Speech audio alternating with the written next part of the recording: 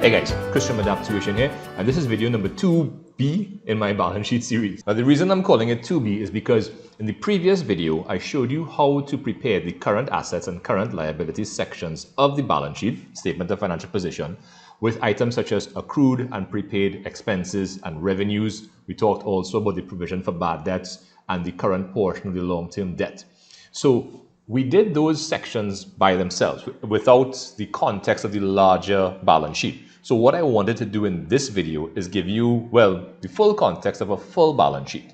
Now, how I'm going to do it is I'm going to give you guys an example to follow and then a question to try. Now, I'm also going to do this balance sheet in 3 different ways. The first way is the total assets equal to equity or capital plus liabilities. So assets on top and capital and liabilities below. Then we're going to do assets minus liabilities equal to capital. And then we're going to show the working capital format. Now, all of these will be in order of permanence. So sorry again, no order of liquidity, but I will make another video showing that order a bit later on. Okay, so we're doing full question 1 as the example. We are required to prepare a statement of financial position as of or as at 30th September 2017 for me and owner from the information below. So I'm going to scroll so that all of the information is visible. Now, just a point to note, this is not a trial balance. It's just a list of items.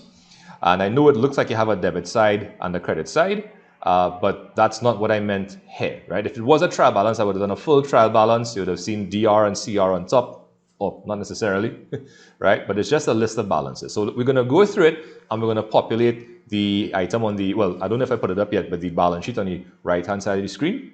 So if we take a read through these items here, we're going to notice that these things here, property, motor vehicles, equipment, inventory, receivables, all these things, bank and cash, these are all assets, of course, with the exception of the provision for bad debts. Now, the first 3 are your non-current assets, and the other ones are your current assets. Now, of course, we need to check out the additional information for items such as accrued and prepaid, well, accrued revenues, prepaid expenses. We need to know how to adjust the provision for bad debts. And then, of course, these items here, these are liabilities, accounts payable, loan for 6 months, loan for 5 years. Now, that's a non-current liability, and capital at start. Now, down here, we're seeing additional information, inventory at end. Right, so this inventory, that is the inventory that goes in the balance sheet, not this item up here. Right, so that's a very big thing that trips up a lot of students. So please make a note of that. The inventory that goes in the balance sheet is the inventory in existence as at the balance sheet date. So if you're doing a balance sheet for January 1st, stock at January 1st goes in the balance sheet. If you are doing a balance sheet for December 31st, the stock at December 31st goes in the balance sheet. Okay, we have accrued motor expenses. So accrued expenses, as we saw in the previous video, that's a current liability. Prepaid cleaning expenses, so as we saw in the previous video, that's a current asset. Accrued service revenue, also a current asset. Prepaid rent revenue, that's a current liability. Provision for bad debts, 10% of debtors, so we have to do a little calculation. Current portion of LTD, so LTD stands for long-term debt or non-current loan. I should really put NCL there for non-current loan, and we have a non-current loan here. How do we know it's non-current? Because it's a loan for longer than 1 year. It says loan for 5 years. 5 years is more than 1 year, so that's a non-current loan. The loan above, that is definitely your current loan, or your short-term loan accordingly. And then we have capital at end. Right, so we have a capital at start here and a capital at end here. We're just going to be inserting the capital at end in the balance sheet. We're not going to be worrying about the capital at start. Trust me, it's simpler that way. Just go with it for now. Okay, so let's start populating the balance sheet here. Now, of course, please always head up your statement properly. So the name of the entity, the name of the statement, the period to which it applies, and we're putting some dollar signs. Now the first section here is our non-current assets. So we're going to put these 3 items, and don't forget we're doing these balance sheets in order of permanence. So the longest lasting assets are listed first. And then we go down in increasing order of liquidity or in decreasing order of permanence. So we're going to probably see property first here, then motor vehicles and equipment. Now honestly, we can have a bit of a debate as to whether motor vehicles or equipment is more permanent, whichever one. If you think equipment is more permanent, motor vehicles, by all means, I'm sure an argument can be made for that particular position, as well as the other way. All right. So we're going to take a subtotal there. Next, we're going to talk about current assets. So the current assets. So we have inventory at start. So it's not that item; it's the inventory at end. This item down here. So Be careful, right? 120. Then we have accounts receivable 80 up here. And we have an existing provision here. But in the additional information, we are told that the provision for bad debts is to be 10% of debtors. So what we need to do is to find 10% of receivables. And that is our new provision figure.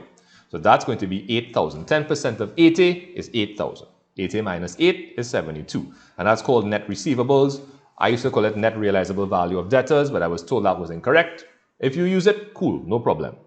Next, what do we have? Well, we would love to put bank and cash, but don't forget, in your additional information section, we may have other items such as these two: prepaid cleaning expenses, accrued service revenue. So we're going to put the accrued service revenue first, followed by prepaid expenses, and then we're going to put our two friends bank and cash, 50,000 and 10,000. Right? We're going to take a subtotal. We're going to add up these items here to get a subtotal of 259, and we're going to add our non-current assets to our current assets and get total assets, 1.184 million. Lovely. Now, that value, the value of assets, 1.184 million, where did the money come from to buy those assets? How was the purchase of those assets financed?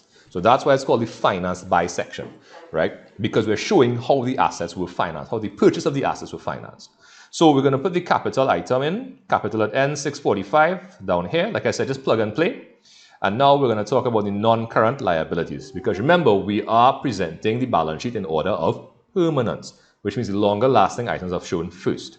Now we only have one item, which is the loan for 5 years. That's the only non-current liability. Now, it says 400,000 here, but remember, there's a current portion of 80,000 out of the 400 due within the next year, within this current year. So what does that mean? It means that you have to repay this 80,000, which is included in the 400, within less than a year. So therefore, because we have to repay this 80 within less than a year, it cannot be classified as non-current. So we cannot include it in the 400. So what we therefore have to do is we have to take that away. We have to subtract the 80 from the 400 and get 320. You'll see a little work in there. Right? And like I just said, that's the reason why we do this, because the 80,000 is no longer non-current. So we have to extract that. So the remaining portion is non-current. Now we have the current liabilities. So we have loan for 6 months up here and accounts payable. And we also have accrued expenses and prepaid revenue. So those things are going to go down here. And don't forget the current portion of the long-term debt. Don't forget that, right? 80,000. You couldn't forget that, otherwise what would be the point? Right? So we have 219 there for total current liabilities, and we are going to add these three items to get total capital and liabilities. So that's 1.184 million, and I highlighted and bolded it so you can see that the balance sheet balances. Okay, so what I want to do now, guys, is I want to give you guys a question to do. So I'm going to put that up on the left-hand side. I'm going to leave the example up on the right-hand side. And you know the drill. Pause the video, try the question, and then we'll go through the solution. All right, so we're seeing full question 2, prepare a statement of financial position as of 31st October 2017 for a PR lot from the following information below. So I'm going to scroll down a little bit so you can see all of the relevant information. Okay, so like I said, pause the video, try the question, and you could use the example on the right-hand side, or you could challenge yourself and not use the example, and then unpause the video to see the solution. Okay, how did it go? Let's take a look at the solution, shall we? Okay, so I've pre-headed up with the name of the entity, name of the statement, and the period to which it applies. Now let's put in our dollar signs and get going. So we have 3 non-current assets, so let's put all of them in and get a subtotal as well. And our subtotal will be 2.1 million. So land, machinery, and furniture, as we see in here, 1,753,50, and we're seeing the corresponding figures here. Okay, next we're going to have the current assets. So, inventory at start, not that one, down here. Inventory at end, 220, so let's put that in, 220. Then we have our receivables of 150, so we're going to put that in as well. Now, we're seeing a provision for bad debts here in the body of the statement above. In the additional information, we're seeing that the provision for bad debts is 12% of debtors. So we're going to have to find 12% of 150, which I believe is 18,000. Subtract that. So it's not the 12,000 in the upper portion. You need to take into consideration the additional information. So that's going to give us 132. Now, what else do we have? We have prepaid expenses and accrued revenue. So we're going to put those two in, right? And then, of course, we have cash at bank and cash in hand, 75,000 and 8,000 respectively. And we're going to have our subtotal, and we're going to add the 2.1 million, the non-current assets, to the 457 current assets. And we're going to have total assets of 2.557 million. Now, let's go to the capital and liability section. So, our capital at end was 1099, which you could see across there. And now we're going to talk about non-current liabilities first. So we have a loan for 10 years, which is 1.2 million. So we're going to put that in. But you're seeing here that I have 1.2 minus 120. Where did that come from? So again, if you look in your additional information section, you're going to see current portion of long-term debt, 120. That means out of the 1.2 million, which is a non-current loan because it's for 10 years, out of that, there is a portion due for repayment within less than a year. How do we know that? Because the information is telling us that the current portion of the non-current loan is 120. So they're telling us that out of this non-current loan, long-term debt, there exists in that 1.2 million a 120,000 portion which is due within a year. So we have to extract that 120,000 portion from the 1.2 million, giving us the rest that is still due more than 1 year from now. Now let's get to the current liability section. So we have accounts payable, the 3-month loan. So let's see if we could put those in. Oh, sorry, I went with the accrued expenses first. Sorry, accrued expenses, prepaid revenue. And don't forget the same 120 portion we were just talking about. All right, so we're going to put that there, that there, that there. Get a subtotal. And now we're going to add these 3 items, capital and liabilities. And we should get the same, exactly 2.557 million for total assets. So again, the capital and liabilities figure, right, that shows how the assets were financed, as in where did the money come from to buy those assets. And again, that is at the heart of the balance sheet. That's the whole underlying concept. We want to show the resources of the business, the assets, and we want to know where did the money come from to buy those assets. And the money would come from 2 places, either the owner or entities other than the owner. The owner would provide capital or equity capital, and the non-owners, creditors, would provide liabilities. Okay, so that's the first example. Well, it's the same example we're going to be doing over and over, just using slightly different formats. So the next format is going to show where we have assets on top minus liabilities equal to capital. Okay, so in our second example here, again, we're using the exact same information. We're just presenting it in a different way, a different format. So this format will be the assets minus liabilities equal to capital format, or the net asset format to say it a bit more succinctly. So we're going to head up me and owner statement of financial position as at 30th September 2017. Right. So again, order of permanence. So we are going to start with our non-current assets first. So we're going to put those in. Right. So non-current assets, we have property, motor vehicles, and equipment, and we have a subtotal, right, matching with the figures there. Now, again, you've noticed I've shifted everything 1 column to the left. That's because, well, you'll see as I go along. I want to try to maintain my right column to be the column with the least amount of detail, but the most important items, or the totals, right, as opposed to subtotals.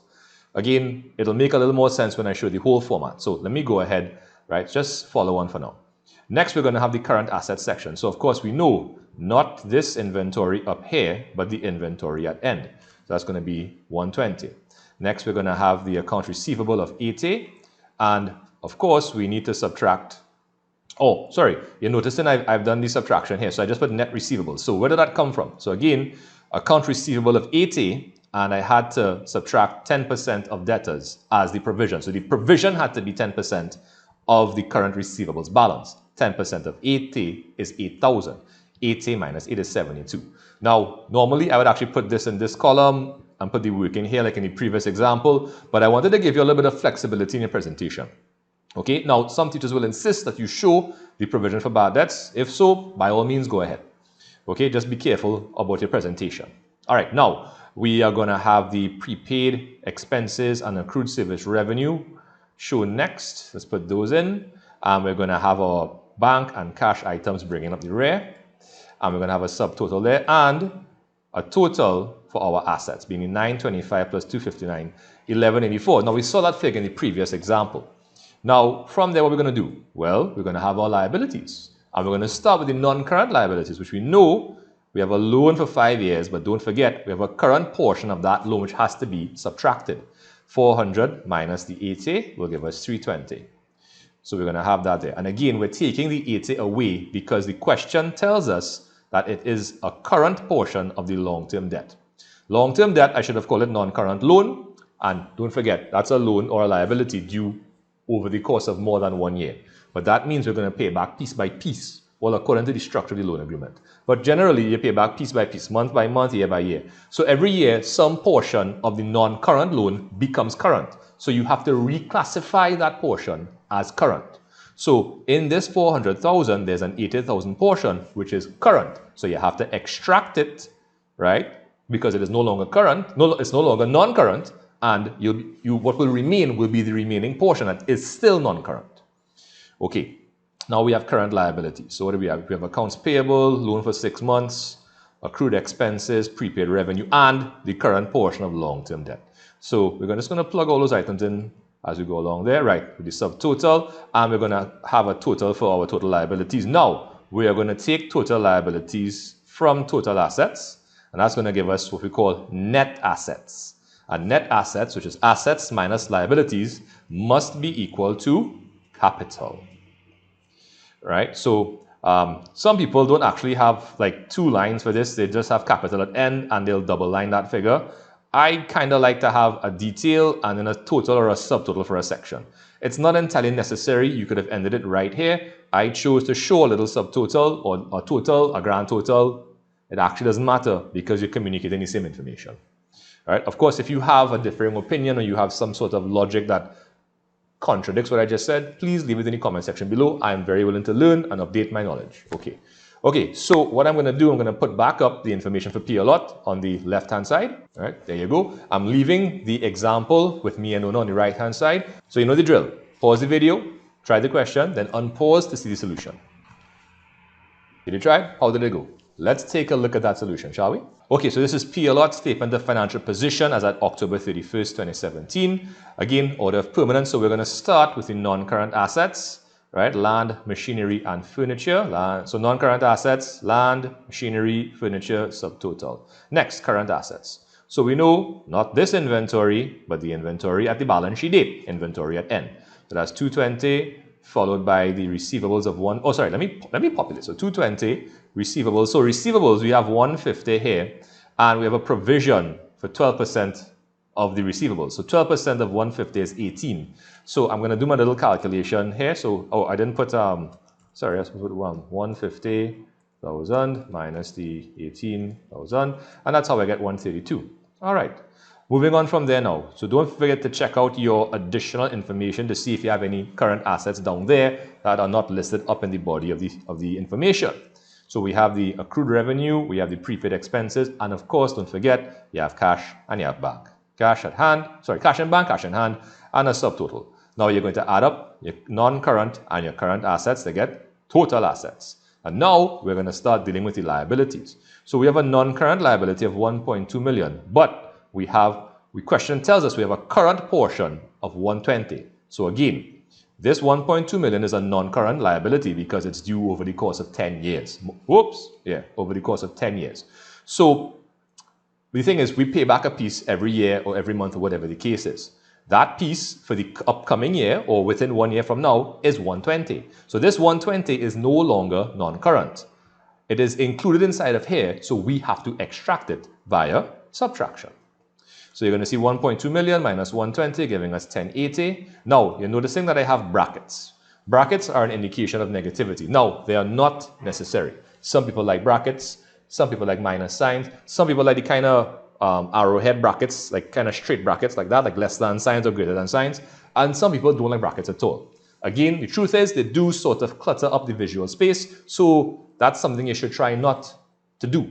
But at the same time, some people need visual cues to remind them that, hey, I need to subtract this item. Or, hey, this item is a negative item. I know what to do with that.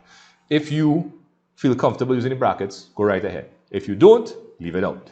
If your teacher's going to give you a horror sweat, don't do it, okay? But again, the more you practice, is the better you'll become. All right, so current liabilities, what do we have? We have the loan for 3 months, the accounts payable, accrued rent expense, prepaid consultant revenue, and the current portion of the long-term debt. So let's put in those items and the subtotal as well.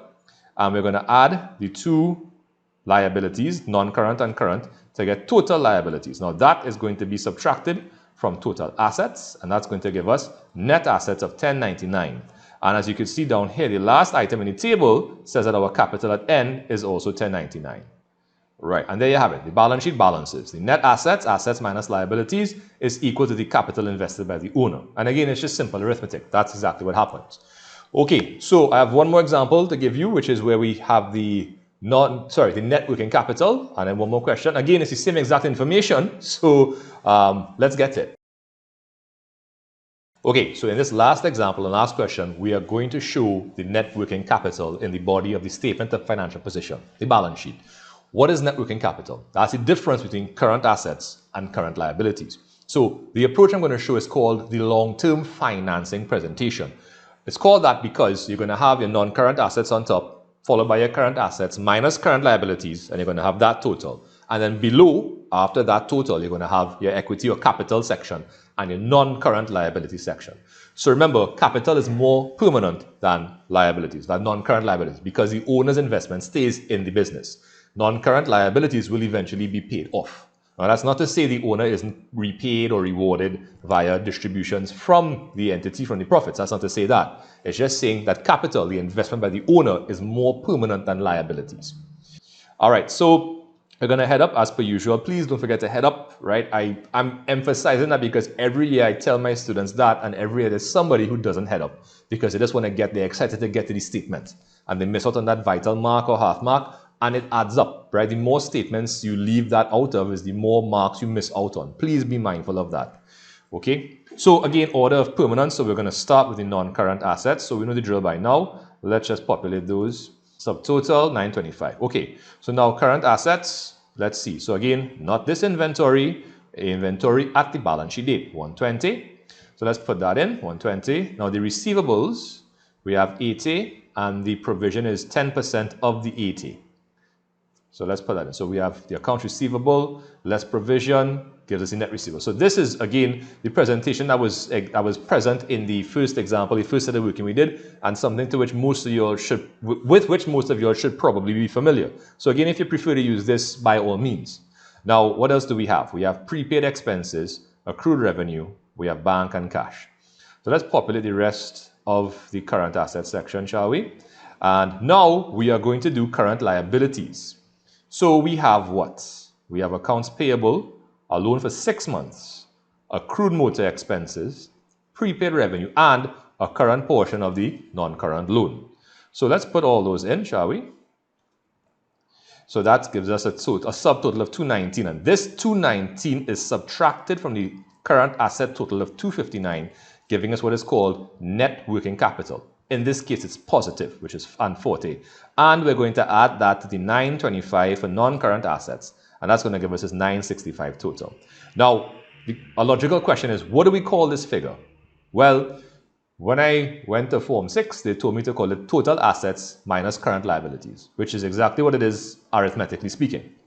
Now, you can always leave that line item blank for a label because, I mean, that's what it is, total assets minus current liabilities. Right? Now let's do the equity section. So finance by capital at N. So the capital at N is 645, and we have our non-current liabilities. Now don't forget, out of this 400, we had to take 80 because the 80 was the current portion of the non-current loan. So that 80,000 was no longer current. Sorry, it was no longer non-current. So we had to extract it in order to put it, first of all, put it in the current section and to find out what the actual value of the non-current liabilities were.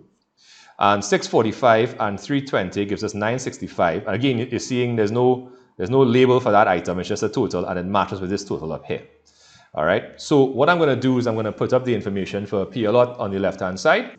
All right. There you go. I'm going to give you. I'm going to leave the example up on the right-hand side, so you know the drill. Pause the video, try the question, and unpause, check the solution. Okay, let's go. So notice I've kind of pre-headed up here to save a little bit of time. Let's put our dollar signs. So non-current assets first. These 3 items. And now we're going to talk about our current assets. So of course, not this inventory. Now, just so you know, it's quite possible for them to put the correct inventory up in the body of the statement. They don't usually do it, but always read your question carefully. So inventory at N, 220. So we're going to put that there. And then we have receivables. We have 150 here. We have a provision of 12% of the 150, which is 18,000. So we're going to subtract that, leaving us with 132. Now what do we have? We have prepaid expenses, accrued revenue, and cash at bank and cash in hand. So let's put those items in, shall we? Now, let's deal with the current liabilities. So we have accounts payable, a short-term loan, accrued expenses, prepaid revenue, and the current portion of the long-term loan, the non-current loan.